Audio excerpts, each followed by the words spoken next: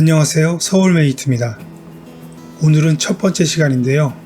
먼저 앞으로 저희가 어떤 내용을 다룰지 간단히 소개해 드리려고 합니다. 저희는 한국어를 공부하시거나 한국 문화에 관심이 많으신 외국어 사용자들을 위해 영상을 제작할 예정입니다.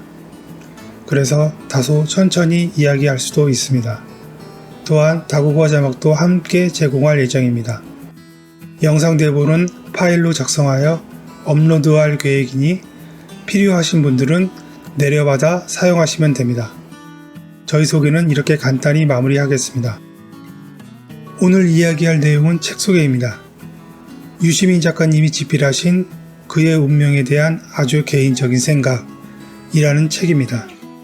너무나 흥미로운 제목입니다.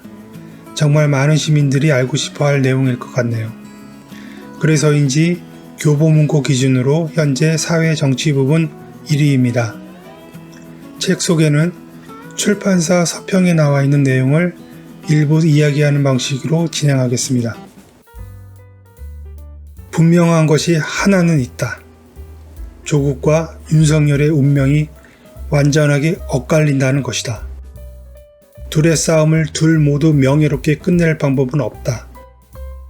윤석열에게 조국은 이재명과 다른 존재다. 윤석열의 시선으로 보면 이재명은 아직 죽이지 못한 자다. 싸움을 멈추고 공존을 시도할 여지가 있다. 그러나 조국은 이미 죽였던 자다. 이미 죽였던 자와는 공존할 수 없다. 조국도 마찬가지다. 다시 살아난 자는 자신을 죽였던 자를 죽여야 살아났음을 확인할 수 있다. 윤석열의 가장 위험한 적은 이재명이 아니라 조국이다. 나는 이재명이 뚜렷한 목표의식을 가진 사람이라고 생각한다. 성공하려고 할 뿐만 아니라 성공한 사람으로 인정받으려고 한다. 그 욕망을 빼고는 이재명의 삶을 설명하기 어렵다. 권력의 정점에 서는 것 자체가 그의 목표는 아니다. 대통령의 권한으로 대중이 원하는 바를 이루어주는 것이 목표다. 이재명은 그렇게 할 때 자긍심과 만족감을 느낀다. 성남시장과 경기도지사 재직 시절에 그랬다. 대통령이 되어서도 같을 것이다. 자존감이 높은 사람은 원한을 품지 않는다. 과거의 가해자에게 복수하지 않는다. 이재명은 그럴 필요를 느끼지 않는다. 대통령의 권력으로 저지른 악행은 개인적 복수의 대상이 아니다. 공적 응징의 대상이다. 이재명은 그렇게 생각할 것이다. 대통령이 되기 훨씬 전에 정치인 김대중은 우리가 추구해야 할 시대정신을 제시했다. 그것보다 높고 귀한 가치를 나는 아직 만나지 못했다. 대한민국이 추구해야 할 최고 목표를 고루 잘 사는 사회, 수준 높은 민주주의, 평화로운 한반도로 설정했다. 그것이 그가 찾은 시대 정신이었다. 국민의 정부, 참여정부, 문재인 정부는 모두 그런 정신을 추구했지만 이명박과 박근혜는 외면했고 윤석열은 짓밟았다. 이러한 시대 정신은 김대중 개인의 것이 아니라 민주당의 것이며 같은 시대를 사는 모두의 것이다. 노무현을 죽음으로 몰아감으로써 한국 정치를 누구도 제어하지 못하는 적대적 대결의 소용돌이에 빠뜨렸다. 노무현의 죽음이 만든 에너지는 박근혜를 탄핵하고 이명박을 구속한 뒤에도 소멸하지 않았다. 박근혜 지지자의 가슴에는 복수심을 안겼고 진보 진영에는 검찰개혁 과제를 주었다. 조국 사태, 서초동의 집회와 광화문 집회, 민주당의 검수완박 입법과 윤석열의 대통령 당선까지 모든 사건이 그 연장선에서 일어났다. 민주주의는 극단적 이념도 배척하지 않는다.